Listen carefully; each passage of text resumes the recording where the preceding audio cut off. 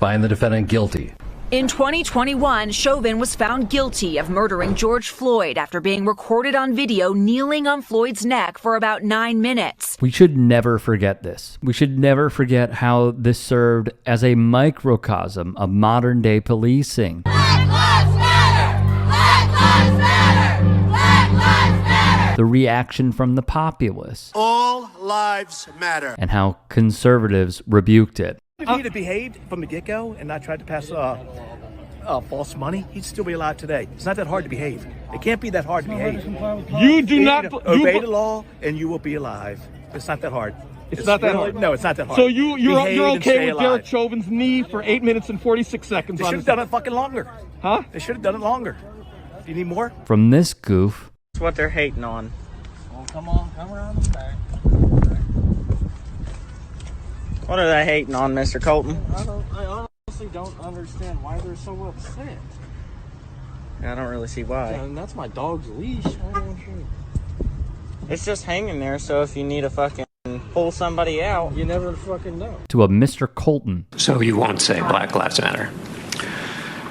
John, I really believe that all lives matter. Plus the Vice President of the United States at the time, Mike Pence. The rule of law, violence, mayhem, and disorder. An angry mob rioting. I am your president of law and order. Professional anarchists, violent mobs, arsonists, looters, criminals, rioters, Antifa, dangerous thugs, domestic terror, anarchy. It was despicable the way they frame protesters.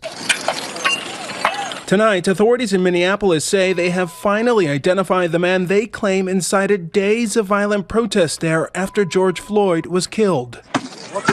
Dubbed the Umbrella Man on social media, he was captured in this viral video breaking windows at this AutoZone dressed in black holding an umbrella. In a court filing this week, police identifying him as a white supremacist. Brad Svensson recorded the May 27th incident. It was strange because he was just casually walking through this warlike space. According to court documents, the man also spray painted the words "Free Expletive for Everyone Zone" on the business's doors. Not long after, looting and fires began in the area. When there were evil forces intentionally at play. And even loads of deception from Hall of Fame quarterbacks. I find it hard to believe, first of all, that he intentionally meant to kill George Floyd. I mean, I don't know what led to that video that we saw where his knee is on his neck. Which many despised. If I was on that podcast with Brett Favre, I would have asked one simple question. Well, if he didn't mean to intentionally kill him, Brett, what was his reason for kneeling on George Floyd's neck for 9 minutes and 29 seconds? With all that being said, this one is pretty surprising. Fernando Mendoza won a national championship at Indiana University, my alma mater, in what was potentially one of the most surprising storylines in all of sports, considering the school is more so known for basketball. He is a man who is not shy at all talking about his religion. My faith is a huge component, and basically maybe the sole reason why I got here. All the bumps and bruises and the path that God has laid out to me, I wouldn't want it any other way. And just,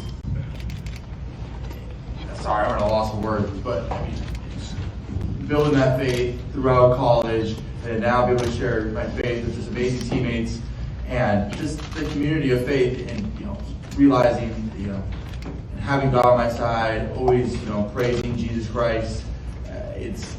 It's incredible. I can't thank the man above enough. With all that being said, what is rather alarming for many who follow what can only be deemed now America's favorite sport is this.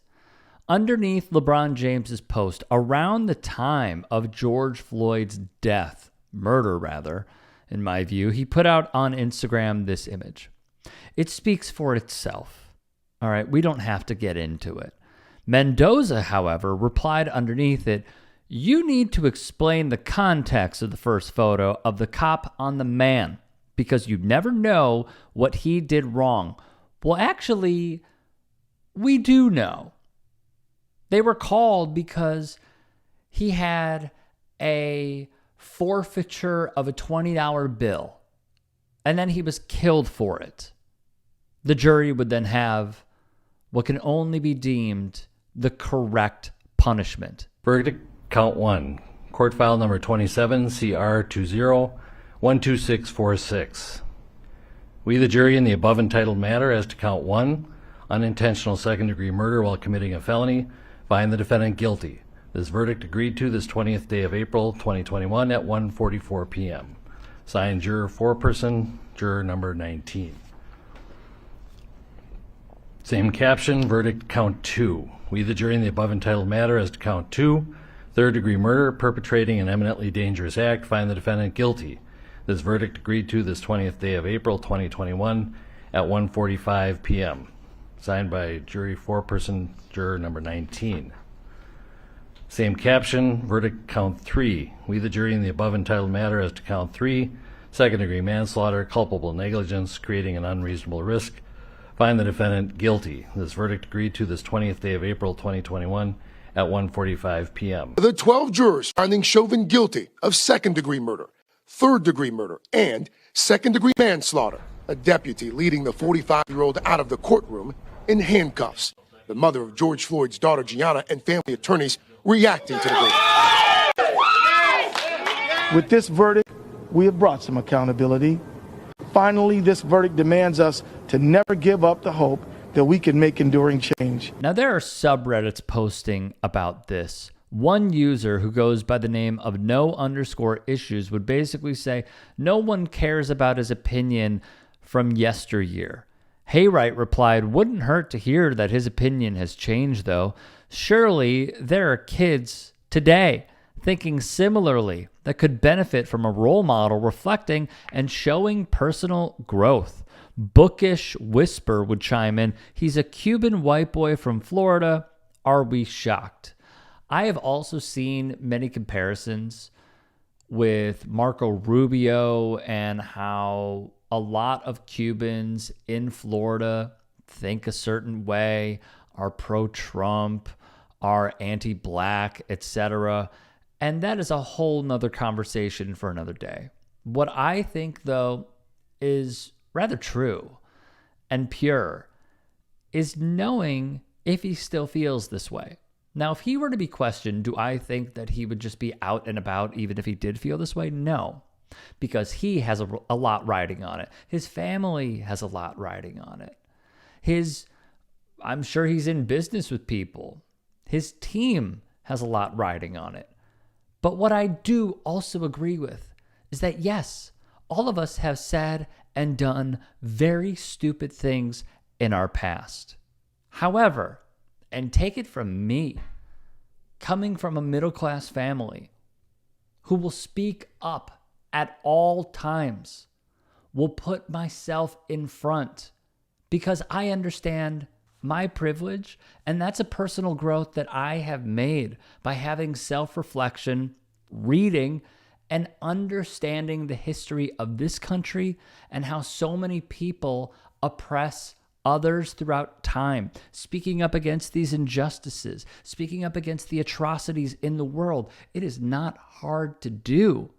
What I would like to see from Fernando Mendoza is not only him acknowledging this, because I think not doing that runs counter, but in addition, having that his own introspection and saying, yeah, I was young and I was dumb, and I obviously don't think that way.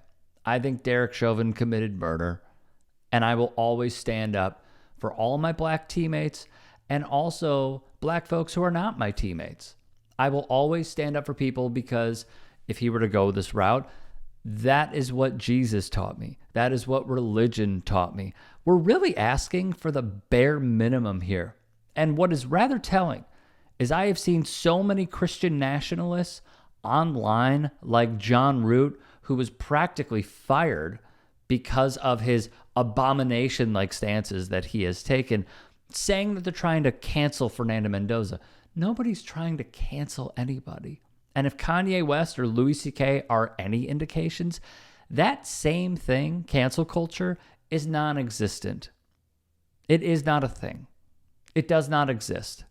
All that we're asking for is, do you see how you were in the wrong? And have you been trying to make it right?